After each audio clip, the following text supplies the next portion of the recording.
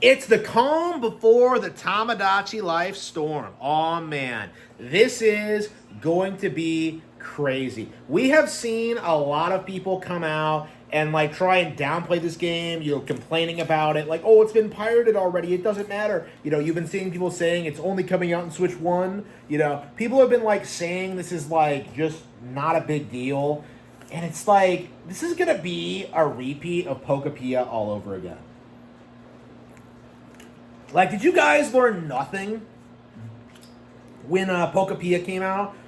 When the stock prices surged, when it sold Switch 2s, when it was all anybody could talk about. Like, do you really think the same thing isn't going to happen again? And this is the problem. This is the issue we're having with the community at large, is just how many people are just so adamant that Nintendo Switch 2 can't possibly succeed no matter the situations. Like, it doesn't matter how many Pokemon games they put out, or how many, like, if they release a Nintendo Direct, or how many units they sell. Like, oh man, it's a failure no matter what. It'll never beat PC. It'll never be bigger than Baldur's Gate or Elden Ring. And, like, here we are watching Mario Kart World almost outstrip Elden Ring in sales. Like, I think by the end of the year, it will have outsold Elden Ring already. And I think that's something that a lot of people haven't really considered, is that, like, considering Mario Kart World is the first new Mario Kart in a decade, this is probably going to be a 100 million seller. Okay? Nothing sells more than Mario Kart. People are not, like, prepared for how these early Switch 2 games are going to be evergreen sellers. People have, like, pointed this out, like, why put out Kirby Air Rider so soon after Mario Kart World? Well, because people are going to play Mario Kart World and then check out Air Riders, later down the road. It doesn't have to be right away, is the thing. And this is the thing that, like, a lot of people are just, like, very confused about, is that, like, people don't have to buy games day one. I don't understand this, because we saw this come up with, like, Tears of the Kingdom as well. Because, like, you had the initial, like, 18 million units sold figure, the day one, and then, like, it started, like, dropping to, like, 200,000 a month. Now, the narrative is that this is a very, very poor number. The reality is that it is extraordinarily good. Like, 200,000 a quarter is very, very good. And, like, this stuff adds up over time and will continue selling at this rate probably indefinitely. This is a game that gets more and more popular every year. And I just feel like it's very, very delusional for certain individuals online to think this is going to, like, drop off in relevancy or is, like, going to fail. Like, if anything, I think Tears of the Kingdom is more successful now than it was when it came out, because you're seeing a lot of people playing it again with the Switch 2 update. You're seeing a lot of the initial, like, damage control falling apart, and, like, more and more, a lot of these personalities that, like, bet their entire online presences on, like, downplaying Tears of the Kingdom, like, it just completely imploded. That's what we're seeing now. That's what we saw with Tears of the Kingdom, where in spite of everything, the rigged Game of the Year award, the PC gamers, the slander, like, Google Trends tells me Baldur's Gate is way more popular. Like, the reality is, Tears of the Kingdom won, okay? Tears of the Kingdom is going to have, like, this long-term momentum. It's going to stay relevant forever. It's going to get sequels. Baldur's Gate isn't getting shit. Elden Ring isn't getting shit. Like, that is going to be more and more apparent over time, is that we're going to slowly see these Nintendo brands establish themselves as, like, long-term success stories. Like, I don't think it's unreasonable to assume that people will still be playing Tears of the Kingdom 10 years from now, or 20 years, right? Like, again, we're already, like, 3 years in, and we're seeing, like, how popular Super Mario Bros. Wonder has become, which, by the way, was also a heavily downplayed game.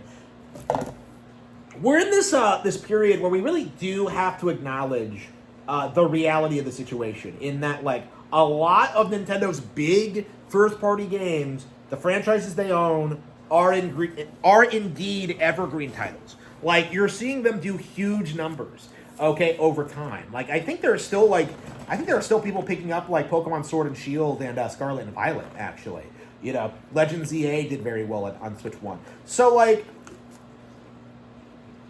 we're seeing all this happen, and yet we're still seeing people skeptical that Tomodachi Life is going to do well. Like, really? Like, are you kidding me? Are you delusional? Like, do you not understand how this is gonna go? Like, this is like a testament, I think, as to how desperate the community is to like deny reality. Because Tomodachi was obviously a super successful thing. It was obviously a big deal on 3DS. It was obviously a really popular franchise, and Nintendo took a lot of time with it to bring it back and have it be successful. They really understood their audience, and they really did something. Rather than milk it, they took their time to put this thing out there. And I feel like people are just going to be very, very surprised by like not only how well this game does initially, but how well it does as an evergreen title. Because this is one of those things that people don't hear about right away, but like with Pokepia, the more they hear about it, the more they see it, the more they engage with it. Like, the reality becomes that this is like this huge cultural phenomenon.